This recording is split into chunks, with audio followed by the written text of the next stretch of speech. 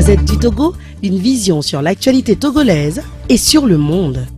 Audi Actu, vous y êtes et nous y sommes, mesdames et messieurs. Ce mardi 25 septembre 2018, nous avons deux invités, disons deux responsables d'organisation de la société civile avec nous.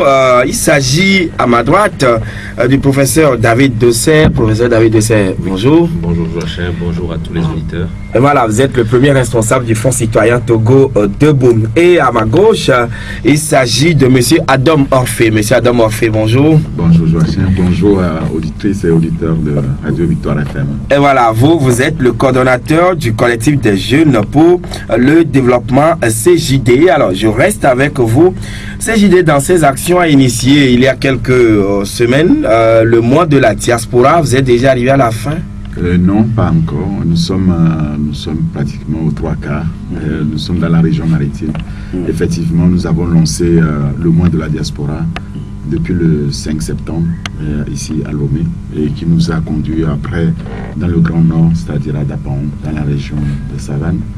De là, nous avons pris le train de retour, le train du mois de la diaspora, qui nous a menés dans toutes les régions. Et actuellement, nous sommes dans la région maritime. Nous avons couvert hier la préfecture de Vaud. Et quel objectif visez-vous en initiant le mois de la diaspora? Mais l'objectif est simple. Nous voulions qu'on parle d'abord autrement de la diaspora, parce que nous savons sa contribution, la diaspora, dans le développement de notre pays. Et si je vous cite quelques chiffres, ça va retenir votre attention, vous parler beaucoup plus précisément. La diaspora envoie dans notre pays tous les ans beaucoup d'argent.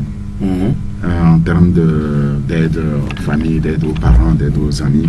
Et si je remonte jusqu'en 2012, je m'arrêterai là, c'est qu'à partir de 2012 jusqu'à nos jours, qu'est-ce que la diaspora a contribué comme envoi d'argent pour aider. En 2012, elle a envoyé 168 milliards. En 2013, elle a envoyé 187 milliards. Et l'année dernière, pendant que nous avons ici des soubresauts sociopolitiques, la diaspora a envoyé 287 milliards.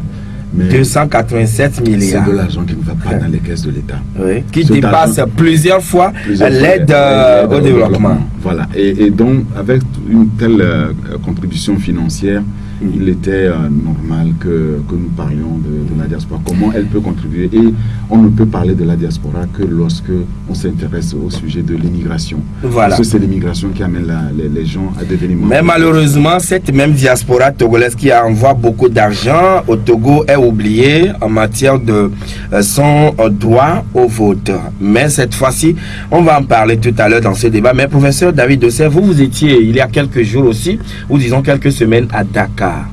Qu'est-ce que vous étiez parti faire?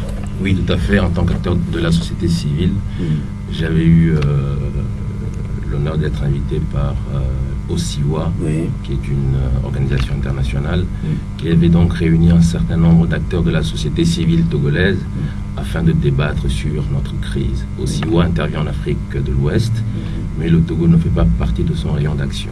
Donc OSIWA souhaitait avoir des informations venant de diverses parties afin, je crois, de constituer un dossier, de voir dans quelle mesure OSIWA pourrait désormais intervenir au Togo afin d'aider à régler les problèmes de gouvernance qui n'ont que trop duré, les problèmes d'état de droit, de démocratie, etc., etc. Apparemment, c'est le Togo qui était au cœur de cette rencontre qui a rassemblé des gens venus de partout dans le monde. Absolument. C'était le Togo le centre des discussions. Et comme je l'avais dit, il y avait des acteurs de la société civile togolaise, des gens que j'ai rencontrés là-bas, des universitaires togolais, des gens de la diaspora, etc. Oui, mais pourquoi cette mise en relève du Togo? Mais je crois que le Togo, dans cet espace communautaire, constitue une vraie épine dans le pied de beaucoup d'organisations. Le seul pays qui se ferme totalement vis-à-vis de la démocratie, vis-à-vis de l'état de droit, le seul pays qui refuse l'alternance. Il y a autant d'éléments qui font qu'aujourd'hui, on se demande comment est-ce qu'il faut faire pour aider ce pays à s'en sortir. Et je crois qu'il est normal que des organisations qui s'occupent des problèmes politiques, qui s'occupent de la démocratie ou de la gouvernance comme OSIWA, se penchent sur le cas du Togo. Ah oui. Et les conclusions, je crois bien, les résolutions étaient compréhensibles. Oui, disons que nous avons expliqué notre vision de la chose. J'espère que les responsables de cette organisation ont pris bonne note. Et nous verrons donc à la suite ce qui va se passer. Je pense qu'Osiwa ne va pas s'arrêter à cet atelier de Dakar et qu'il y aura d'autres actions. Et il y aura d'autres actions. Et avant de revenir quand même sur le cas Togo qui constitue une particularité dans la sous-région en matière de alternance ou bien gouvernance politique, et c'est au niveau du CJD, vous étiez hier à Sagbado, c'était pour constater quelque chose d'anormal. Monsieur Adam Morphée. Non, pas pour constater, c'était pour être au chevet des gens qui étaient inondés. Et des gens qui étaient inondés. Oui, les maisons. Les maisons sous l'eau. Quand il y a eu les maisons sous l'eau, les pieds sous l'eau aussi.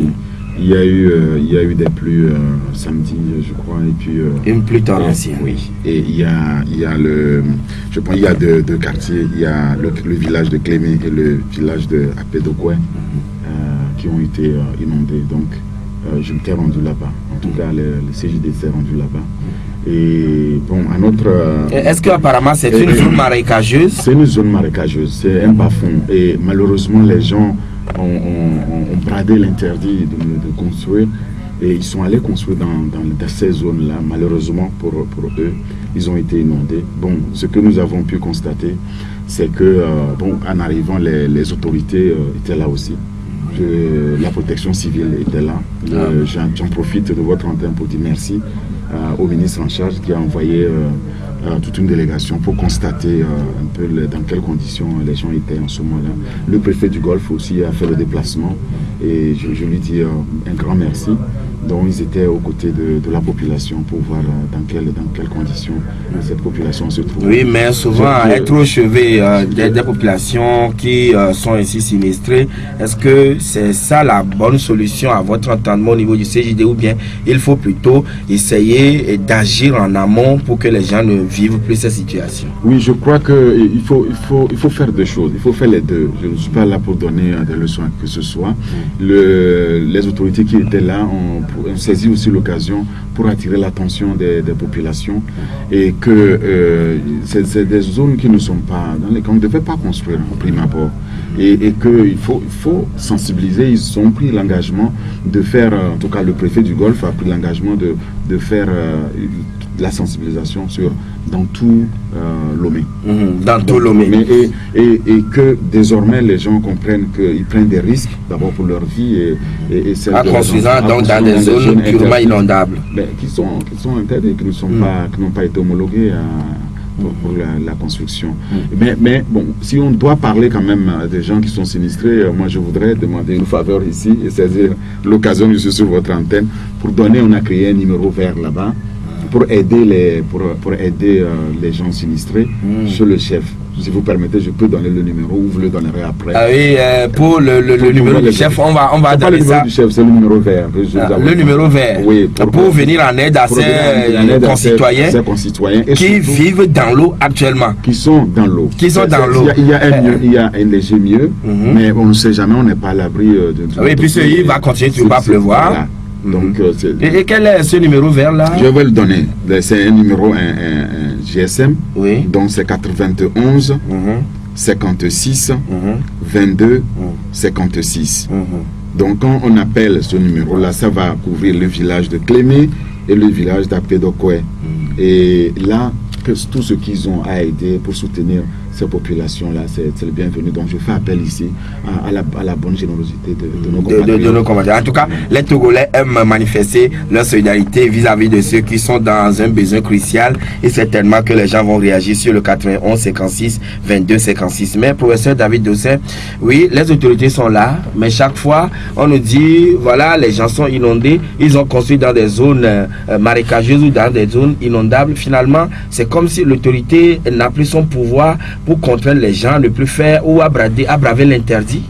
En fait, personnellement, je pense que ce n'est pas simplement un manque de décision, un manque de pouvoir. C'est une faillite de l'ensemble du système, de l'ensemble de la gouvernance. Et c'est ce que nous essayons de dénoncer, c'est ce que nous dénonçons, c'est ce que nous voulons changer aujourd'hui. Je remercie vraiment le CJD de s'être porté au chevet des sinistrés. J'ai écouté, j'ai aussi noté le numéro. Je ne manquerai pas d'appeler M. Adom, je vous le garantis. Merci déjà, voilà, les Togolais se manifestent déjà. Merci. C'est clair, nous avons des concitoyens qui sont sinistrés, il faut vraiment que nous puissions allons réagir. Mais au-delà de cette réaction qui reste vraiment circonstancielle ou épidermique, il faut pouvoir mettre en place un système de gouvernance qui soit pérenne, qui permette en amont justement de prévenir ce genre de situation, qui permette d'avoir des plans.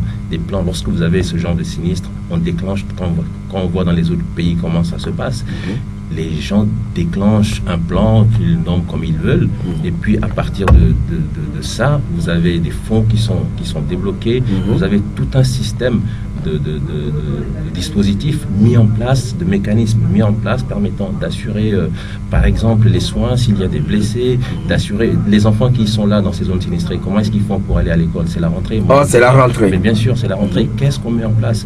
Voilà. Et donc, on a l'impression de naviguer à vue, et c'est ce que il faut. Non, on dit que le préfet et puis une délégation du ministère de la Sécurité était au chevet de ces gens-là. Ça reste à chaque fois épidermique. Vous avez des sinistrés, le préfet s'est déplacé, c'est bien, mais est-ce qu'il avait anticipé? Est-ce qu'il existe un plan qui permette d'anticiper ce genre de situation? Est-ce qu'il existe des dispositifs qui sont mis en place? Les zones sinistrées, les zones marécageuses, elles sont connues. Vous dites qu'il y a des gens qui vont construire dans ces zones. Je vous assure que quand vous décidez d'aller construire dans une zone marécageuse, ce n'est pas par gaieté de cœur. Est-ce que aujourd'hui le Togolais moyen a la possibilité de construire de façon décente dans une zone homologuée? C'est la question qu'il faut se poser. Moi, j'ai discuté la fois dernière avec un jeune ami entrepreneur qui me disait, mais tu te rends compte, le prix du fer à béton a été multiplié par X. J'avais fait un devis la veille et je me rends compte maintenant que tel fer, on a ajouté 500 francs, tel fer, on a ajouté tel montant. Mais comment est-ce que je vais faire par rapport au devis? Mais les gens ne pourront plus construire. Mais vous allez obliger les gens à aller choisir des zones où le terrain ne va rien coûter, parce que malheureusement, le Togolais étant très pauvre, ne pourra justement que se jeter de ce genre de... Ah oui, et monsieur Adam Morphée, par rapport à cet aspect. Je suis très sensible à ce que dit le professeur. Merci beaucoup pour son appui, son assistance. Moi, je vis là-bas. Je ne sais pas si vous vivez dans la région aussi à Plao. Et donc, c'est en fait mes voisins qui sont inondés. Et je n'aime toujours vérifier donc, les faits. Et ce que j'ai pu remarquer, c'est que oui, notre pays a un plan national de contingence multirisque. Il y en a. Oui. Et je dis que j'étais le premier surpris de voir les autorités arriver là-bas sur place avant moi qui suis voisin. Et je le salue, ce n'est pas pour dire que l'autorité est parfaite, mais j'ai vu qu'ils y sont. Mais concernant maintenant les risques ou les calamités naturelles, lorsque ça arrive, vous savez, dans tous les pays, quel que soit le mode de gouvernance, nous voyons ça au quotidien, il y en a. Vous savez, nous avons vu aussi des catastrophes aux États-Unis, nous en avons vu en France, nous en avons en Belgique. Mais aussitôt que ces catastrophes interviennent, les pays mettent tout un plan en place pour aider les gens. Oui, allez-y. Il faut aussi que nous aidions notre pays dans sa dynamique donc de mettre ces plans-là. Je dis que j'ai vérifié en allant qu'il y avait un plan. Et quand j'ai appelé donc les services de secours, mais ils ont dit oui, on est au courant et on a détaché, dont les pompiers étaient aussi venus sur le terrain. Qu'est-ce que vous voulez pour un pays comme le nôtre qu'il fasse plus à part qu'il faut sensibiliser davantage les nôtres. Le fait qu'on soit pauvre, le fait qu'on ne puisse pas avoir accès au terrain ne nous conduit pas à nous suicider, parce que c'est suicidaire d'aller construire dans un bas-fond, dans un environnement marécageux. Donc il faut aussi qu'on fasse notre travail. Et là, c'est aussi le travail de la société civile. C'est-à-dire nous devons faire ce travail-là. Oui, mais la société civile peut interdire à X, Y, de sensibiliser. On ne peut pas interdire ça, ça appartient alors à l'État, c'est son régalien, et puis c'est son pouvoir, de pouvoir interdire. Donc, autrement dit, chaque année, par exemple, il existe déjà le plan ORSEC, le plan ORSEC qui existe, c'est dirigé par le général Yark, mais chaque année, il y a toujours de l'inondation, et on en parle, on revient toujours, on dit, sécuriser là. Donc, autrement dit, ces plans ne sont plus efficaces. Donc, ces plans, c'est qu'il faut combiner, c'est ce que je disais, combiner ces plans-là avec une stratégie de prévention. C'est-à-dire qu'on doit sensibiliser les gens et les prévenir, y compris, pourquoi pas, ailleurs, dans ces situations, on les évacue carrément. Et c'est peut-être dans ces situations, on les évacue carrément. Oui, et ça dit qu'après l'inondation, après la catastrophe, ils reviennent encore au même endroit. À ce moment-là, non. Comment ils vont revenir au même endroit après la catastrophe? Après, on trouve donc une solution pérenne, et là-dessus, je suis d'accord avec le professeur, c'est là-dessus aussi que nous avons interpellé l'autorité, ils ont dit, ils travaillent là-dessus, ils sont en train de travailler là-dessus pour que, ils sont venus pour les aider. Ils disent, ce n'est pas le seul endroit, dans le pays, il y a au moins un plan. Il faut que les gens soient au courant au moins de ce plan-là. Donc, qui peut aider, par exemple, Mais est-ce qu'on se pose la question, pourquoi des Togolais optent à aller construire dans les bas-fonds, le lit des fleuves, dans des zones marécageuses? Est-ce qu'on se pose cette question? Cette question-là, on se la pose tous les jours, parce que ça, c'est Est-ce que ce n'est pas une situation qui induit, ou bien ne serait-ce pas la résultante d'une situation qui pousse les gens à agir ici? Mais c'est possible, mais je dis que ce n'est pas l'excuse. On ne peut pas utiliser ça comme excuse pour aller se suicider. Oui, mais professeur Joseph, est-ce que vous êtes convaincu de tous les plans en sec et puis le dispositif mis en place qui n'arrive toujours pas à faire sortir les Togolais d'affaires? En fait, ce que je voudrais dire, c'est qu'au-delà du plan national de contingence multirisque dont on vient de parler, ce qui est important, c'est de savoir quelles sont les ressources qu'on met à disposition de ce genre de plan. Voilà, on va le dire comme ça. Et cela va au-delà de ces situations d'inondation. Nous qui sommes dans le domaine de la santé, nous avons des plans multiples et des programmes multiples. Parfois, vous avez des situations particulières.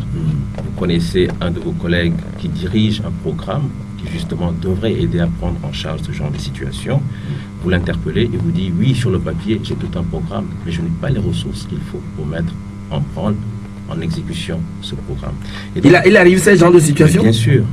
Vous avez des programmes qui existent, qui sont élaborés sur papier, qui nécessitent des fonds pour pouvoir être exécutés, mais c'est la personne qui dirige ce programme qui est dans l'incapacité d'exécuter son programme parce que nous ne disposons pas des ressources. Alors moi je suis bien content qu'on puisse s'asseoir, réfléchir, distribuer des per diem pour élaborer un programme, élaborer un plan de prise en charge de secours. Mais est-ce que derrière les ressources existent? Je veux bien qu'on me dise que le préfet y était, mais qu'on vienne. Nous sommes aujourd'hui, je crois, à l'ère de la transparence, à l'ère de l'information, mais qu'on vient nous dire combien le gouvernement a débloqué pour ces sinistrés. Moi, j'aimerais bien le savoir. Je suis citoyen comme tout le monde. Oui, par exemple, hier, quand le gouvernement a mobilisé ses ressources humaines pour aller au chevet donc, de ces sinistrés, combien on a pu mobiliser pour faire quoi concrètement? C'est ce que vous voudrez savoir? Bien sûr, en tant que citoyen, et je suppose que le CJD voudrait aussi savoir. Peut-être CJD a une idée. Non, on n'a pas une idée. On est aussi citoyen et surtout on est aussi de la société civile. Et je vous dis, nous faisons notre travail de la société civile. Donc on fait le travail de veille et d'éveil. Et pour cela, et de sensibilisation aussi. Donc pour cela, il faut alors aller poser la question aux gens qui sont en charge de ça. Moi, je n'ai pas posé la question ni au préfet, ni aux chargés, enfin les gens qui sont venus de la sécurité du ministère, de savoir quels étaient leurs moyens. Ils ont dit et en détail comment ils comptent aider ces populations. Ça m'a rassuré, ça a rassuré les populations aussi. Maintenant, bon, à vous de faire le reste pour venir vous donner les autres détails. Et certainement, ça sera fait. Mais professeur David Dossé, vous avez parlé de la santé tout à l'heure, mais on y reviendra. Hier, on vous avait aperçu à la devanture de l'ambassade du Ghana à Lomé. Mais juste quand vous étiez là, on avait aperçu aussi le révérend père Afognon qui s'était accroupi en train de prier le Seigneur. Peu après, c'est un contingent de gendarmes qui était déployé sur le terrain, ou disons dans les environs de l'ambassade. Que s'est-il passé? Effectivement, vous savez tous que nous avons des acteurs de la société civile qui sont détenus arbitrairement à la prison civile de Lomé, et ce depuis bientôt 1 an pour certains parmi eux. Et depuis donc le début du dialogue, parmi les mesures d'apaisement, il était convenu avec le pouvoir que ces personnes détenues arbitrairement, je le précise encore, allaient être libérées.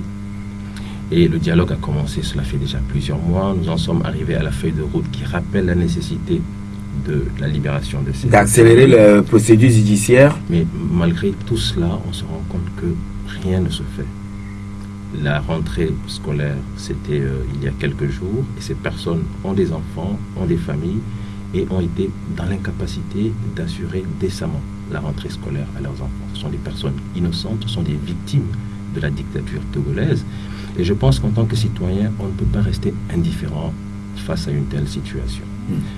Tout ce que nous avons fait au Front citoyen Togo Debout, c'est demander à ce qu'il y ait un rappel de leur cas à l'endroit d'un des facilitateurs, notamment le facilitateur ghanéen. Nous avons donc souhaité que les citoyens togolais, à partir d'hier, donc lundi 24, jusqu'au vendredi, puissent, de façon individuelle, se munir d'une bougie et d'aller symboliquement la déposer devant l'entrée de l'ambassade du Ghana. En fait, qu'est-ce que nous mettons derrière ce symbole? Oui. Il s'agit de mettre simplement la bougie qui est un élément de foi, un élément de lumière, un élément d'espérance. De mettre donc cette lumière sur la situation difficile que vivent nos amis de la société civile et demander à ce que un regard différent soit porté par le pouvoir togolais et demander à ce que tous ceux qui interviennent dans la crise fassent de leur mieux pour qu'on puisse les libérer. Et nous l'avons dit lorsque j'étais sur une autre chaîne, il s'agit de Nana FM, que nous ne faisons pas une manifestation devant l'ambassade du Ghana. Vous ne faisiez pas une manifestation devant l'ambassade du Ghana? Déjà, c'était le dimanche, lorsque j'étais sur Nana FM, en Mina, je l'ai dit de façon claire et précise, que nous n'appelons pas au sitting, nous n'appelons pas à une marche, nous demandons simplement aux citoyens, en leur âme et conscience, de se munir d'une bougie et d'aller déposer la bougie devant l'ambassade du Ghana. Allumée ou non allumée? Comme vous voulez. Vous pouvez arriver comme le père Afognon l'a fait. Il est venu avec son cierge, il l'a déposé, il l'a allumé, il s'est agenouillé et tout le monde, tous ceux qui étaient autour, c'était un silence. Oui, c'est en ce moment, quand vous étiez arrivé, le père aussi était arrivé, il y avait un peu de monde. Nous étions là déjà dès 8 heures parce qu'il fallait quand même de façon symbolique que les membres du Front citoyen Togo Debout qui lancent l'action se retrouvent ensemble pour démarrer l'action. Et donc moi j'étais un des premiers à être arrivé vers 8h15. Lorsque je suis arrivé, il y avait 2 jeunes citoyens qui ont été vraiment les tout premiers à être venus. Donc eux, ils étaient arrivés avant vous? Ils sont arrivés presque au même moment. Ils m'ont salué, ils m'ont demandé comment est-ce qu'il fallait faire. Je leur ai montré l'endroit désigné pour le dépôt des bougies. Ils ont déposé les bougies et ils ont dit qu'ils devaient partir parce qu'ils devaient aller au travail. C'est ce que nous avons demandé aux gens de faire. Je les ai remerciés, ils sont repartis. D'autres sont venus, ils ont procédé à la prière. Certains ont prié, certains ont déposé leurs bougies et sont partis. Jusqu'à ce que nous soyons, disons, réunis, nous, membres du Front citoyen Togo Debout. Nous avons donc ensemble allumé nos bougies, lancé officiellement donc cette action. Nous avons répondu aux interviews. Nous avons déposé nos bougies et c'est vers 10h30 ensuite que le père Afognon, lui, il est arrivé bien après. Quand il est arrivé, nous lui avons laissé la place. Il a prié, il s'est agenouillé, tout le monde s'est tué, vraiment. Et le consul l'avait reçu, s'est entretenu avec lui. Il est sorti, il nous a posé des questions, nous lui avons dit que ce n'était pas une manifestation devant l'ambassade du Ghana. Nous avons l'honorable Abia qui fait donc sa grève de faim. Qui est à 107e jour aujourd'hui. Voilà, et nous sommes tout juste venus déposer la bougie et nous avons expliqué le symbole. Il a compris, il a dit que nous sommes en démocratie et qu'il comprenne. Et donc il est rentré chez lui et nous nous apprêtions justement à partir. Le père Afognon a pris sa voiture, il est parti. Certains sont partis. Moi, je réglais les derniers détails avec les amis. Lorsqu'on a vu arriver le camion qui est rentré dans la ruelle tout doucement, et on se dit, mais qu'est-ce qu'il vient de faire ici? Franchement. Oui. Et donc, Maître Pandé m'a dit, professeur, attends, ne pars pas encore. Parce que je m'apprêtais à partir. On avait tout fini.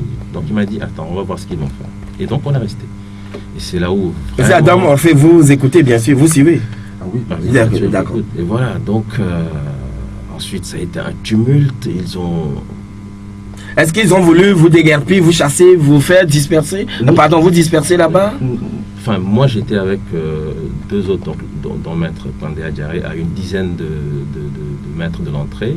Et donc, ils nous ont posé des questions. Nous avons dit qu'il n'y a aucune manifestation, donc on ne comprenait pas ce qu'ils venaient faire. Et donc, ils ont continué vers l'entrée de l'ambassade, où se trouvait l'honorable Abia, assis, en grève de la faim, donc épuisé et tout. Et sans ménagement, il y a un des officiers, franchement, qui a manqué de tact, à mon avis, a manqué de beaucoup de professionnalisme. Et a manqué de respect. Ce que nous avons vu sur les vidéos qui circulent sur les réseaux sociaux. C'est comme s'il s'adressait à des voyous. Et donc, en des termes très, très discourtois, il a demandé aux gens de partir, il a voulu charger, etc. etc. Oui, et il demandait aussi, dans la vidéo que nous avons tous visualisée, il appelait ses camarades à tirer les gaz lacrymogènes à charger. Oui, c'est ce que nous avons il avait crié à tue-tête. Donc, je ne vais pas rentrer dans le détail, mais toujours est-il que lorsqu'il a créé ce tumulte, qui n'avait pas sa raison d'être, j'ai personnellement observé qu'il y avait un autre officier qui paraissait beaucoup plus calme, beaucoup plus posé. Alors je me suis permis de m'avancer vers lui pour lui dire, mais vous savez, vous seriez venu 10 minutes après, vous n'auriez trouvé personne. En fait, il n'y avait pas de manifestation à disperser, et maintenant vous êtes en train de créer une manifestation. Et je pense que ce jeune officier, assez courtois, a compris, après les explications que je lui ai données et les explications que Maître Pandé Adiaré a également données, il a compris qu'en fait qu'il n'y avait rien et que c'est plutôt la venue de ce camion de gendarmes qui risque... Parce que ça va attirer les curieux à venir voir qu'est-ce qui se passe, et ce serait des attroupements monstrueux. C'est exactement ce qui était en train de se passer. Et nous avons vraiment essayé de calmer les esprits. Nous leur avons demandé de tout faire pour que le mur de gendarmes puisse reculer de quelques mètres pour nous permettre d'apaiser les esprits et les gens allaient partir. Et dès que les gendarmes ont effectivement amorcé ce recul... Ils se sont repliés, et les gens se sont dispersés. Mais nous sommes partis et puis le maximum de personnes qui étaient là en attroupement est parti. Alors, M. Adam Morphée, voilà la scène à laquelle les Togolais ont encore assisté hier. Est-ce qu'on a besoin encore de cette intervention musclée alors que les acteurs politiques, ou disons les protagonistes, étaient en train de trouver déjà un terrain d'entente pour que le pays puisse avancer? D'abord, je voudrais donner, moi je ne me prononce pas sur, bien sûr. Les actions politiques des uns et des autres. Ce que je dis, et je l'ai toujours constamment, systématiquement répété, c'est que lorsque nous sommes dans un processus pour retrouver le chemin de la paix, il faut se garder de poser certains actes qui menacent précisément cette paix-là. J'ai entendu et j'ai écouté attentivement le professeur parler qu'il a eu à parler en Mina, donc sur la radio Nana FM, pour demander qu'on vienne poser une bougie. Moi j'ai une seule question, qu'est-ce qui l'empêchait alors d'informer l'autorité compétente de l'action qu'on va poser? Je vais vous dire une chose, j'ai vécu longtemps à Londres, les 6 dernières années j'ai vécu à Londres, où je travaillais. Julian Assange, qui est à l'ambassade à Ecuador, là-bas, lorsque les gens sont allés pour pouvoir le voir, la police anglaise est allée les évacuer. Il s'agit de la sécurité, c'est-à-dire qu'à partir du moment où il y a une situation qui n'était pas annoncée, évidemment, l'État, nous tous nous attendons que l'État assure la sécurité des uns et des autres, nous tous, y compris même celui qui fait grève de la faim là-bas. Et donc, les immeubles qui sont là, l'ambassade qui est là sur notre territoire, il est aussi de la responsabilité de l'État d'assurer la sécurité. De protéger cet immeuble. Oui. Donc, je ne comprends pas qu'on n'ait pas pris la peine d'informer d'abord l'autorité compétente. Professeur, vous l'avez fait? Oui, vous l'avez fait. Est-ce que vous avez informé qui de droit? Alors, monsieur Adoum, vous aviez tout à l'heure que vous n'alliez pas vous initier justement dans ce processus. Je pose la question. Et c'est pour ça que je suis étonné que vous posiez le problème en termes d'information à l'autorité, d'autant que ceux qui sont venus hier, les gendarmes, n'ont pas posé le problème en termes d'information. Laissez-moi finir, s'il vous plaît. En termes d'information. Ils n'ont jamais dit, mais vous organisez une manifestation et vous ne nous avez pas informés. Ils ont dit, nous avons eu une information et arrivé sur le lieu, nous nous rendons compte que finalement, ce n'est pas l'information que nous avons. Ils ont parlé comme si l'information qu'ils avaient eue, c'est que nous étions en train d'organiser une manifestation pour prendre d'assaut l'ambassade. Monsieur Adam, vous me donnez raison, c'est ce que je dis. Je ne vous donne pas raison. Mais je vais continuer alors mon propos. Mon propos, c'est que, voilà, ils viennent là, ils n'ont pas eu l'information au départ. Donc, ils sont alertés, au même titre que moi j'ai alerté quand il y a eu une inondation. Je fais l'alerte. Ils arrivent là-bas, si j'étais avec un groupe, un attroupement, mais la réaction qu'ils auraient, l'autorité aurait, c'était de protéger, de nous protéger, de protéger les lieux. C'est son rôle régalé. Ce n'est pas le rôle de quelqu'un d'autre d'assurer notre sécurité. Donc, lorsque moi je vois qu'il y a des gens qui arrivent, je me pose juste la question. Parce que quand on fait une... Mais maintenant que l'information n'avait pas une heure précise, venez déposer à 6 heures ou à 5 heures. Ils se sont dispersés. Je me félicite, enfin je les félicite d'avoir eu une fin heureuse dans cette situation-là. Mais je vous dis aussi qu'ailleurs, quand on dit qu'on est dans un état de droit, ce n'est pas qu'on doit faire n'importe quoi. Dans un état de droit, c'est le droit qui prime. Oui. Voilà. Donc, ça veut dire que lorsque ils ont eu ce droit-là d'aller le faire, mais ils ont le devoir aussi d'informer et peut-être de se faire... Voilà qu'il n'avait pas une heure précise à laquelle les gens devraient venir. Il y a eu un appel public sur une radio. Vous n'allez pas le contester, c'est lui-même qui l'a dit. Il dit qu'il a demandé... Je ne conteste pas, je revendique cet appel. Oui, mais voilà. Donc, vous revendiquez cet appel. À partir du moment où moi je fais un appel public en disant vous allez venir, l'État se doit donc de prendre ses responsabilités pour venir assurer la sécurité. Quand on les appelle, vous attendez quoi? Maintenant, si l'État a l'obligation d'assurer la sécurité. Si, vous l'avez si bien dit. Si les gens allaient là-bas, c'est pas avec les bougies, et quand on arrive là, on se rend compte qu'il y a les gens qui étaient mal intentionnés et qui viennent là, qui a des dégâts. Qui sera responsable? C'est pas monsieur le professeur Dossé. On dira que l'État ne fait pas son travail. Il sera même le premier à dire mais cet État-là ne prend pas ses responsabilités, ne fait pas son travail. C'est en cela que je salue l'État qui prend ses responsabilités, qui assure la sécurité de nous tous. Deuxième point, je vais y revenir. Lorsqu'il dit que les mesures d'apaisement ne sont pas, qu'on a demandé, ne sont pas mises en application et qu'il y a des... Avant de revenir sur les mesures d'apaisement, je vais vous faire le lien. Laissez-moi faire le lien. La manière dont les soldats étaient intervenus. Allez-y alors. Bon, vous savez, lorsqu'on demande de libérer les gens, qu'ils ont été détenus arbitrairement, on oublie une chose. Le professeur David l'a dit, je veux qu'il me montre les preuves parce qu'il ne dit pas non plus les gens qui ont été, dont les étalages étaient saccagés, les gens qui ont été blessés. Nous au CJD, nous avons fait ce travail-là. Nous sommes allés avec 2 organisations internationales qui sont venues des États-Unis. Nous n'avons pas voulu faire ça parce que si nous faisions ça seuls, on nous prêterait toutes les intentions. Nous avons demandé 2 organisations indépendantes qui sont venues des États-Unis, Tata International et puis Sauvons l'Afrique. Ils sont venus. Et qu'est-ce qu'ils ont remarqué? Caméra au point, ils sont allés filmer, ils sont allés interviewer les victimes des marches. Les femmes ont été blessées, les femmes ont perdu leurs étalages, il y a des gens, sans parler des morts. Donc qu'est-ce qui cause cela? Est-ce que vous croyez que ces femmes-là ont été battues, blessées, les étalages cassés par les forces de l'ordre? Eh bien, monsieur, non.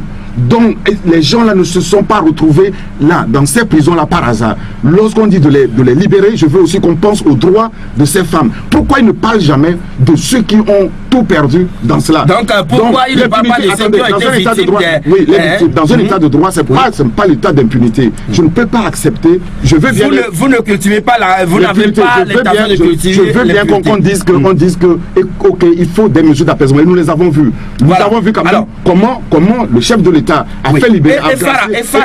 Et face à cette situation, il faut qu'on en parle. Au CJD, vous demandez que les gens soient toujours maintenus, gardés en prison? Non, nous ne demandons pas. Nous ne faisons pas le droit. Nous demandons que les droits des uns et des autres soient garantis. Nous sommes dans le même état de droit et que lorsque quelqu'un réclame son droit, il doit être garanti. Professeur David Dossé, on vous reproche de demander la libération des détenus que vous avez qualifié tout à l'heure d'arbitraire. Monsieur Adam en fait dit de lui apporter les preuves et que vous n'avez jamais pensé aux victimes qui ont vu leur étalage cassé et puis blessé par les morts. Oui, je voudrais remercier M. Adam et je voudrais lui demander à ce qu'on soit un peu moins passionné, peut-être pour permettre aux gens de mieux comprendre ce que nous sommes en train de dire. Vous avez dit des choses vraiment très intéressantes. Dans un état de droit, c'est le droit qui prime. Vous avez dit pas d'impunité. Et là, vraiment, j'applaudis sincèrement des 2 mains parce que malheureusement, en tant que citoyen togolais, quel est notre sentiment aujourd'hui? Vous avez fait venir des gens des États-Unis, c'est bien. Nous nous contentons de nos réseaux sociaux locaux pour démontrer à suffisance que dans ce pays, nous avons déjà des gens civils, en civil, munis d'armes de guerre, de machettes, de gourdins, aux côtés d'hommes en uniforme. Et ce ne sont pas les Américains qui sont venus nous le dire, c'est nous-mêmes en tant que citoyens togolais qui l'avons constaté, qui l'avons photographié, qui l'avons filmé, qui l'avons mis sur les réseaux sociaux. Et la justice togolaise, qui est dans un état de droit, qui lutte contre l'impunité, n'a jamais mis la main sur une seule de ces personnes. Je me permets de faire juste un corollaire avec l'affaire Benalla en France. C'était le même système. Ce sont des Français qui ont filmé un monsieur qui n'est pas des forces de l'ordre et qui a outrepassé ses droits et ses devoirs. Et aujourd'hui, tout le monde sait comment dans un pays démocratique, la France, on est en train de gérer cette histoire. Cette affaire Benalla a ébranlé toute la présidence de la République française. Donc quand vous me parlez d'état de droit, vous avez dit le droit qui prime. Où est le droit dans cette situation? Vous dites pas d'impunité. est-ce que vous êtes convaincu que notre système judiciaire a démontré au peuple togolais aujourd'hui son équité et sa volonté de faire en sorte qu'il n'y ait pas d'impunité? Sincèrement, répondez, si vous le pouvez, la main sur le cœur. Ensuite, vous nous dites, nous n'avons pas informé. Mais je vous dis, c'est vrai. Parce que pour une telle action qui consiste à demander aux citoyens, en allant au boulot, en sortant du boulot, en allant au marché, en sortant de la maison, à un moment donné quelconque, du lundi au vendredi, de prendre une bougie, d'aller déposer devant l'ambassade du Ghana. On ne fait pas un sitting, on ne fait pas une marche. Je ne suis pas juriste. Peut-être que vous qui êtes vraiment calé et organisé, vous avez les éléments du code qui impose la nécessité d'informer l'autorité par rapport à une telle action. Peut-être que ces dispositions existent, nous ne les avons pas suivies, mais les gendarmes qui sont arrivés avec tout le professionnalisme qu'on attend d'eux devraient faire quoi? Essayer de comprendre d'abord notre présence là-bas, essayer de savoir si nous étions vraiment une menace. Est-ce qu'ils ont manqué à cela hier? Bien sûr, je vous dis que ce sont des professionnels qui normalement devraient arriver et prendre le temps de poser les questions qu'il faut. Mais vous avez tous suivi sur les réseaux sociaux. Lorsqu'ils se sont dirigés, parce que quand ils sont venus poser la question par rapport à une manifestation, nous leur avons dit que nous ne sommes pas informés qu'il y a une manifestation. Et donc, ils ont poursuivi leur chemin vers l'entrée de l'ambassade. Et c'est là où on a vu vraiment en des termes totalement discourtois comment ils ont procédé à leur opération, je ne vais pas dire leur travail. Voilà. Et donc, lorsque nous avons pris la peine ensuite d'approcher un des officiers qui paraissait quand même beaucoup plus posé. Et vous l'avez dit tout à l'heure. Quand on lui a vous donné avez les explications, mais quand même, professeur, on vous accuse de n'avoir jamais pensé aux femmes, aux bonnes dames, au bord des routes, ou disons aux abords des routes, qui auraient été victimes des mauvais comportements des manifestants, qui, selon Adam Morphée, seraient les gens qui sont en détention. Je n'en sais rien parce que j'ai demandé, nous avons demandé au CJD, c'est nos partenaires. Tous ceux qui ont été violentés, c'est nos partenaires. Les marches violentes qui ont chassé nos partenaires ici, il est de notre droit aussi de vous le faire savoir. Les femmes, nous avons fait... Vous avez recueilli ça, vous avez suivi ça, nous avons fait ce travail-là, nous avons montré les preuves écrites, filmées, et audio aussi, pour que vous sachiez... Oui, mais le professeur disait tout à l'heure qu'on avait aperçu aussi des hommes en tenue civile, munis d'armes. Très bien, s'il a fait ce travail-là, il faut que mais je demande la même chose, je demande que dans l'état de droit, que l'État nous assure. Attendez, est-ce que c'est moi qui vais aller... Mais il disait tout à l'heure que personne d'entre ces messieurs qu'on avait vu dans les pick-up, etc., n'ont jamais été inquiétés. Ce que je sais, c'est que les gens qui ont violenté, les gens qu'on a attrapés en flagrant délit et qu'on a mis en prison, c'est les mêmes gens qu'on demande, que le professeur demande maintenant de mettre en liberté sans se soucier des victimes. Et c'est là où moi je dis, mais professeur, dans quel état de droit vous voulez que nous vivions ensemble? Voilà, nous vivons dans un état de droit où les droits des uns et des autres doivent être garantis. À tous les niveaux. Voilà, et alors pour cela, laissez-moi, normalement c'est regrettable que les acteurs de la société civile que nous sommes, nous ne parlons pas de politique, non, nous parlons bien sûr des choses réelles dans le pays. Donc, si on parle politique, moi je laisse ça aux politiciens. Ce n'est pas de la politique. Et alors, donc, à partir du moment où nous avons recueilli des témoignages, nous avons recueilli des plaintes, nous avons déposé ça, nous avons informé l'autorité, nous avons produit des actes aussi. Nous ne faisons pas de buzz. C'est pas l'objectif. C'est pas l'objectif. C'est pour qu'il n'y ait pas d'impunité. Voilà. Oui, alors est-ce que vous croyez que les victimes ont été indemnisées? Par contre, ceux qui l'ont... Bon, avant de parler d'indemnisation ou bien d'indemnité, etc., professeur, on vous accuse de n'avoir jamais pensé à ceux-là que les manifestants en détention à qui ils auraient causé du tort. Alors, monsieur Adom, vous dites que ceux qui sont en détention ont été pris en flagrant délit. Et il dit qu'ils ont démontré cela. Oui, et je prends juste le nom de monsieur Eza, qui est cadre de banque. Donc, si je comprends bien, monsieur Eza fait partie des personnes qui ont violenté les femmes lors des manifestations. C'est à la justice de statuer. Non, vous dites que vous avez des preuves. Je dis les preuves que nous avons, c'est les victimes. Nous avons les victimes. Justement. Moi, j'aime pas les preuves de ceux qui ont agressé les victimes. Oui. Quand ils ne se sont pas arrêtés là et m'attendaient que je... Alors, à chaque fois que vous avez professeur, parlé, M. Adom, j'ai eu la délicatesse de vous laisser Mais finir. vous me avez donné un cas. alors, s'il vous plaît, Je suis en train de poser une question. Oui, voilà, vous posez une question. Oui. Maintenez Je bien reviendrai sûr à répondre. cette question Oui. avant de donner la réponse, mais on va marquer la pause pour servir aussi nos annonces. Retour en studio avec nos deux invités, M. Adam Orphée du CJD, professeur David Dosset du Front Citoyen Togo Debout. Alors, professeur, vous répondiez tout à l'heure donc à M. Adam Orphée qui visiblement vous accusait de n'avoir jamais pensé aux victimes que les manifestations, selon lui, violentes ont causé dans le pays. Oui, alors donc pour répondre précisément à cette interpellation, je pense que dans cette crise que nous vivons, lorsque nous devons parler des victimes, nous devons, je crois, décemment commencer par les victimes de sang. Il y a des personnes qui ont été tuées. Oui. Tuées par des forces de l'ordre, tuées, nous le savons.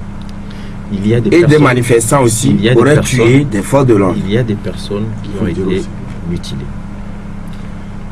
Et il existe, c'est ce que je disais au début de mon intervention, il existe des preuves visuelles de la participation de citoyens, je crois togolais, à ces actes totalement répréhensibles.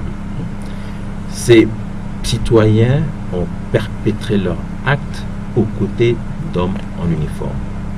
Et c'est à cette période que nous avons parlé de retour de miliciens. Et je crois que dans un état de droit, comme revendiqué par M. Adom, dans un état où l'impunité ne doit pas avoir de place, comme l'a dit M. Adom, on s'attendait en tant que citoyen à ce que la justice nous donne la preuve de son impartialité.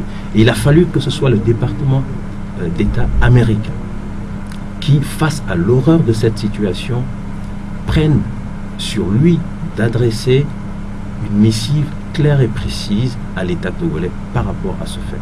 Il a fallu également que la France adresse un courrier à l'État togolais face à cette situation totalement inacceptable. À ces débordements.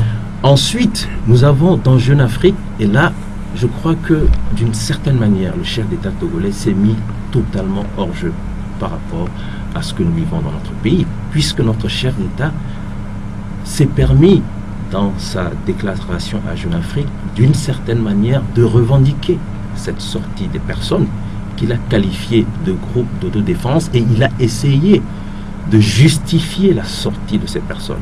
Si nous sommes dans un état de droit, si nous avons des forces de sécurité qui sont entraînées pour le maintien de l'ordre, pourquoi est-ce que le Togo a besoin de groupes d'autodéfense? J'avoue que je n'ai jamais compris. Et quand j'ai lu ça dans Jeune Afrique, je me suis demandé si le journaliste avait pris la peine de remontrer au chef d'État tout ce qu'il avait transcrit avant de diffuser cet élément. Parce que je trouve que c'est inacceptable que dans un pays où nous allons voter, où nous choisissons un chef d'État pour nous défendre, qu'il vienne nous dire oui, je comprends qu'il y ait des groupes d'autodéfense, des miliciens qui sortent avec des gourdins pour vous tabasser quand vous manifestez votre mécontentement. Et à Je poursuis s'il vous plaît. Très rapidement. Vous savez, quand on revient encore à l'événement d'hier, il y a un aspect que j'avais omis. Quand le capitaine, ou en tout cas l'officier qui a conduit la troupe s'est approché de l'honorable Abia, puisqu'on nous pose la question de savoir si nous avons pris la peine d'informer l'autorité, l'officier demande à l'honorable Abia s'il a eu l'autorisation pour faire sa grève de faim. Mais comment est-ce qu'on obtient une autorisation pour faire une grève de faim? J'aimerais bien qu'on me l'explique. Dans quel pays sommes-nous où pour aller déposer une bougie devant une ambassade, vous devez informer ou obtenir une autorisation?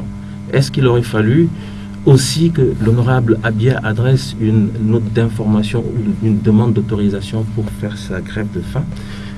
Nous parlons des détenus qui sont maintenus arbitrairement à la prison civile de Lomé. Monsieur Sakivi, qu'est-ce qu'on lui a reproché? On ne lui a pas dit qu'il a cassé les étalages des femmes. On a dit qu'il n'a pas eu les autorisations pour faire sa conférence de presse. Et pour ça, on doit se retrouver en prison civile. Et oui, on lui reproche d'avoir défié aussi l'autorité, etc., etc. Défier l'autorité. Comment est-ce qu'on défie l'autorité? Nous sommes dans un état de droit. Un état de droit, si j'ai le 10 minutes pour répondre. Une fois encore, vous me coupez. Alors,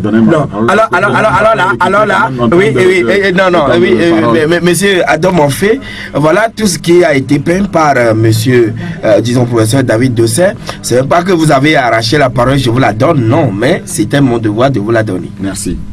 Je dis tout simplement, lorsque on n'a rien à se reprocher dans un état de droit, eh bien, on y vit librement et surtout librement. Lorsqu'il y a les lois, nul n'est censé les ignorer.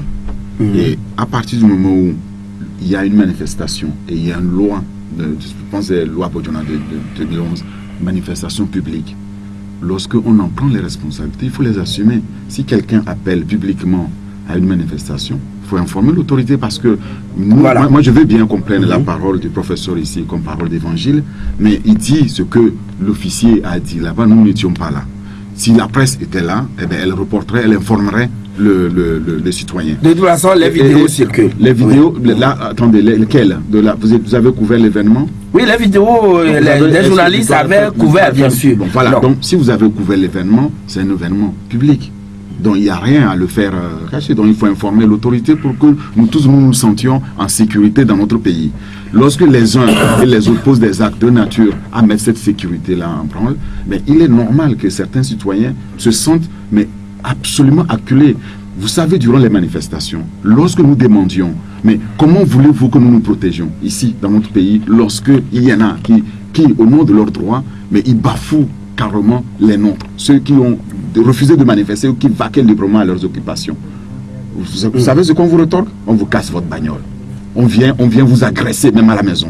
Donc, il y a des cas... vous-même vous en avez été victime. Et quand il y a ça, je dis c'est tout aussi inadmissible et intolérable. Donc, et vous demandez au professeur David Dosset qu'il prenne en compte cette affaire-ci. Au moins qu'il prenne, parce qu'à aucun moment, je répète, là on nous parle des morts. Oui, nous avons vu, c'est les militaires qui ont égorgé aussi les militaires. Nous avons vu les militaires égorgés dans notre pays. Est-ce qu'on peut l'accepter ailleurs? Si vous prenez le cas de Benalla en France, ailleurs ça s'appelle du terrorisme. Et on ne peut pas accepter des actes terroristes. Donc, quand il y a ça, moi je veux qu'on me dise, est-ce que les gens qui ont fait ça, est-ce qu'on les a retrouvés? Est-ce qu'on les a jugés? Parce que derrière, il y a des familles totalement mais décimées. Ces familles-là sont perdues à jamais. Il y a des femmes et des enfants derrière ça. Lorsque nous voyons ces images... De la même manière, il y a des enfants qui avaient été fauchés aussi par les balles. De la même manière qu'un enfant de 9 ans se fasse faucher par une balle, qu'elle soit perdue ou pas, ce n'est pas acceptable non plus. On ne peut pas accepter cela. Sauf que... On arrête aussi...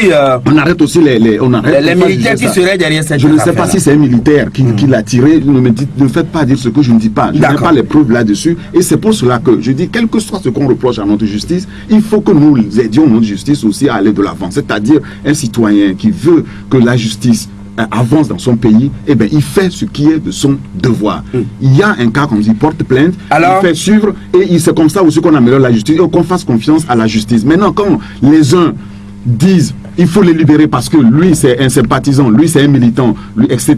Et je dis là... Voilà, et nous parlons d'autres sujets maintenant, M. Adam Orphée. Tout de suite, avec vous, depuis dimanche, on a remarqué un sursaut d'orgueil, si je peux le dire, ou bien un sursaut patriotique au niveau des deux protagonistes qui ont accepté maintenant de recomposer la CENI pour que le processus électoral soit conduit, soit bien et soit mené à son terme. Comment appréciez-vous ce qui s'est passé dimanche?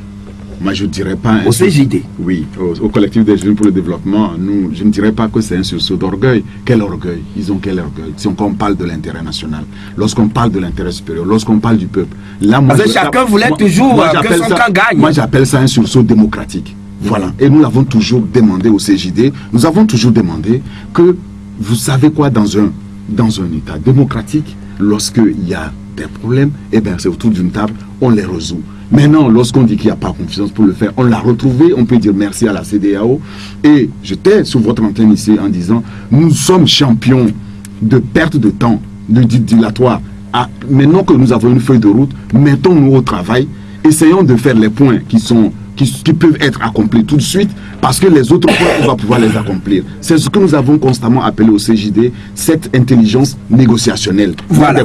Il y a des points qu'on peut absolument... Mais et résoudre entre nous-mêmes. Lorsque vous avez une to-do list, lorsque vous avez des tâches à faire et que vous priorisez ces tâches-là, vous savez, il y a des tâches, vous savez très bien que vous ne pouvez pas les faire tout de suite. Donc vous faites celles qui vous sont faisables, qui sont accessibles, et vous les faites. Et parfois, qui peuvent étouffer les autres. Les autres, quand vous arrivez aux autres, non, arriver aux autres, ça semble plus simple. Alors professeur David Doucet, comment avez-vous apprécié au Front Citoyen Togo Debout ce qui s'est passé à la salle, disons le 3 de février dimanche? Oui, alors pour nous, au Front Citoyen Togo Debout, nous estimons qu'il y a un premier pas qui a été franchi par le comité de suivi, mais il reste encore beaucoup de choses à faire. Vous savez, dans la marche vers la démocratie, nous avons consenti beaucoup de sacrifices, mais aujourd'hui, pour nous, les priorités sont là. Il ne s'agit pas de dire qu'on doit faire ce qu'on peut faire et après on verra pour le reste. Il s'agit de dire pourquoi est-ce que les Togolais sont sortis. Les Togolais sont sortis parce qu'ils voulaient qu'enfin il y ait des réformes. Pourquoi est-ce que nous voulons qu'il y ait des réformes? C'est peut-être pour nous conduire vers une alternance. Pourquoi est-ce que nous voulons qu'il y ait une alternance? C'est peut-être pour qu'il y ait un changement de système de gouvernance. Pourquoi est-ce que nous voulons qu'il y ait un changement de système de gouvernance? Parce que nous sommes dans un État corrompu. Je vais le simplifier comme ça. Dans un état de dictature, dans un état corrompu. Voilà autant de questions importantes qu'il faut se poser. Alors, à partir de là, on peut déterminer les priorités. Les réformes, est-ce qu'on les a faites? Est-ce qu'on les a faites dimanche au 2 février? Non. On a commencé quelque chose. Il faut donc applaudir et encourager les différents protagonistes à aller vers la réponse aux différentes préoccupations des Togolais. Mais il reste tant et tant de choses à faire. Oui, maintenant, est-ce que la CENI, le travail qui a été fait jusqu'à ce jour, on va tisser la nouvelle à l'ancienne, ou bien comment ça va se passer, à votre avis? Vous savez, cette fois-ci, on a décidé de faire les choses correctement et de fond en comble. Une fois correctement et de fond en comble. Une fois que la nouvelle CENI sera mise en place, nous, lorsque nous avons rencontré le comité de suivi, nous avons été clairs là-dessus. Pour nous, la priorité, ce ne sont pas les élections. Vous pensez que quelqu'un est sorti en août 2017 pour dire « nous exigeons des élections au Togo » Non, personne ne l'a dit. Nous l'avons dit clairement au comité de suivi. Les gens, aujourd'hui, veulent que le Togo s'appuie sur des institutions crédibles, sur une constitution normale, sur... je ne vais pas citer toutes les autres institutions. Voilà.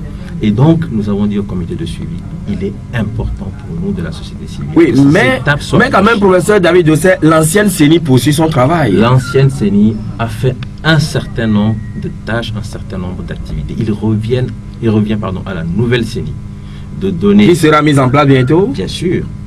De valider ce qui a été fait ou d'invalider ce qui a été fait et de recommencer à zéro s'il le faut. Parce que nous l'avons dit, il faut que le travail soit fait cette fois-ci de façon claire, précise. Est-ce que l'ancienne, ou disons la CENI qui a fait déjà un certain nombre de démarches ou bien beaucoup de choses dans le processus électoral, on doit faire table rase de tout ça et puis reprendre ou carrément essayer de poursuivre avec la nouvelle CENI? Monsieur Adam Morphy. Vous savez, moi je suis progressiste. Progressiste. Oui. Donc il faut continuer. On va au CJD, c'est notre slogan, avançons seulement. C'est-à-dire on doit avancer, on doit progresser, on doit améliorer. Rien n'est parfait. Maintenant que enfin ils ont décidé de prendre leurs responsabilités et d'aller à la CENI, eh bien qu'ils se mettent au travail. Ce qui est curieux, moi, en tant qu'acteur de la société civile et observateur de la vie politique, qu'est-ce que je vois?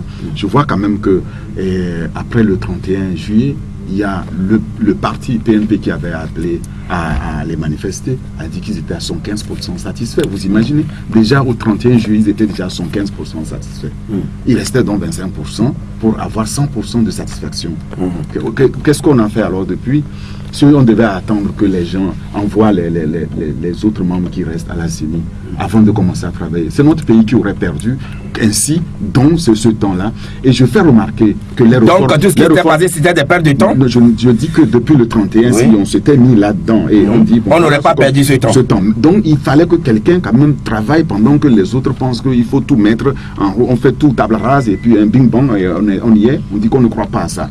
Nous croyons que c'est pas à pas qu'on progresse. Et là, il y a un progrès significatif. Donc, ce qui a été fait et qui est en cours, un sursaut démocratique, ce qui a été fait là, dis-moi, c'est un sursaut démocratique. Et dans notre pays, il faut le saluer. Maintenant, ils vont aller à la CENI, ils vont se mettre au travail. Ils vont voir, c'est un peu lourd. Est-ce qu'il faut poursuivre ou bien il faut reprendre à zéro? Mais il faut poursuivre le travail qui est déjà fait. Comment? Mais ce n'est pas des Robocop qui vont venir là-bas avec des intelligences supérieures. C'est des êtres humains. Quand ils viennent, c'est des êtres humains qui avaient travaillé aussi et qui ont plusieurs cerveaux qui se sont mis déjà pour travailler. En quoi? Qu'est-ce que vous croyez? Ils sont plus intelligents ceux qui travaillent. Ils vont venir, laissez-moi finir ce s'il vous plaît. Ils vont venir travailler donc avec eux pour enfin qu'on ait ces réformes. Je suis d'accord avec nous tous, nous étions d'accord. D'ailleurs, le 23 août, le 24 août 2017, il y a professeur Dossé et moi, nous étions d'accord déjà sur les réformes. Et les réformes vont se faire. Maintenant, il se fait que les réformes se feront au Parlement, mais pas par référendum. Tant mieux. Il faut que ce soit fait pour que l'on avance. Il faudrait que les acteurs s'accordent toujours comme ils l'ont fait déjà sur la CENI. Voilà. Alors, merci. Rémi a une question à vous poser. Rémi, vous êtes en direct. Bonjour. Alors, bonjour, monsieur. Oui. D'abord, je vous félicite pour l'émission. J'aimerais poser une question à monsieur Adam Banfé. La question est la suivante. Est-ce que dans l'affaire de... Parce que quand vous parlez actuellement de ce qui s'est produit à la devanture de l'ambassade du Ghana, il disait que si les journalistes étaient présents avant que la scène ne se produise, qui ne peut pas prendre l'acte de professeur de faire comme parole de vente. J'aimerais poser la question dans l'affaire de Benalla. Médias français qui avons filmé l'action qui était une vidéo amateur qui avait circulé. J'aimerais bien savoir ça. D'accord, bien noté. Cher ami Rémi, et bonne journée. On prend derrière lui Fofo. Bonjour. Oui, la question aux deux invités. Ok, je voudrais poser une question, monsieur Adam. Il a donné l'exemple de Juliette Assang à Londres. Je voudrais qu'il nous explique le pourquoi M. Assang est allé se réfugier à l'ambassade d'Équateur par rapport à l'exemple qu'il donne à ce qui s'est passé à l'ambassade du Ghana à Lomé. Parce que je sache, s'il vous plaît, M. Assang lui-même est recherché par la police londonienne. Si jamais il mettait pied au dehors, donc je voudrais qu'il nous explique. Et ce sera tout. Voilà, c'est fini pour les manifestations téléphoniques puisque le temps est contre nous. Comme toutes les questions vous sont posées, mais d'abord, pourquoi Assang, qu'est-ce qu'il a pu faire? Et puis finalement, il s'est réfugié à l'ambassade de l'Équateur à Londres. Oui, mais alors, la réponse sera longue. Je l'invite à lire le site Wikileaks. Wikileaks. Voilà, Wikileaks. Et qu'il tape Assang et puis il va voir Wikileaks et il va voir toute l'histoire. Selon lui, il ne trouve pas le rapport. Pourquoi il s'est retrouvé là? Non, le rapport, je lui disais que, par exemple, Londres, c'est un état de droit, d'accord? Il est dans une ambassade, il y a des gens qui sont allés la manifester et la police est allée les dégager. Voilà ce que j'étais en train de lui dire. Mais lui-même, il est recherché. Ça, c'est autre chose. La police n'a pas accepté non plus qu'on aille le rendre visite là-bas. C'est sur la base d'une vidéo amateur que le cas Benalla s'est posé. Mais pourquoi doutez-vous de ce qui s'est passé à l'ambassade? J'ai dit que nous prenons cette déclaration du professeur comme vérité évangile. Parce que moi, je n'y étais pas. Et que, bon, maintenant, si on prend l'exemple d'Anala et que les vidéos passent, oui, ça se passe aussi. Les gens ont saisi la justice, les gens se sont offusqués et la justice doit faire son travail. C'est ce que nous demandons aussi. Professeur David Dossé, vous avez quelque chose à placer? Justement, je crois que si l'auditeur a posé la question, j'avais une pensée, mais je vais la dire. En fait, je crois qu'il n'y a pas plus sourd que la personne qui ne veut pas entendre. Parce que tout au long de cette émission, tout au long des échanges, je pense que nous avons été assez factuels dans notre argumentation. Nous avons dit de façon claire et précise que nous n'étions pas en train de faire une manifestation. Et quand les gens sont venus, s'ils avaient eu ce professionnalisme qu'on attendait d'eux, ils auraient compris, ils seraient repartis. Lorsque l'un des officiers a compris, ils ont repoussé chemin. Ensuite, nous avons dit que lorsqu'on se réfère au cas des détenus, nous ne pouvons pas comprendre que des personnalités comme M. Eza, cadre de banque qui n'a rien fait, se retrouve en prison pour des faits qui n'existent pas, alors que dans le même temps, des vidéos amateurs, comme en France, circulent attestant clairement l'implication de citoyens togolais dans des crimes et la justice togolaise ne veut pas s'en saisir. C'est ce que nous avons dit et il n'y a pas plus sourd que la personne qui se refuse d'entendre. Et nous sommes à la fin de l'émission, mais professeur David Dessay, comme vous aviez la parole, alors qu'est-ce que vous attendez des acteurs politiques, puisque après 30 septembre, ce sera une nouvelle amorce dans l'histoire de notre pays, le Togo? Nous venons donc de franchir un pas dans l'exécution de la feuille de route. Il faut que nous allions au bout de tous les éléments qui sont inscrits dans la feuille de route. Certains ont dit qu'ils étaient satisfaits au lendemain du 31 juillet à 75% de la feuille de route. Oui, mais pas de ce qui a suivi.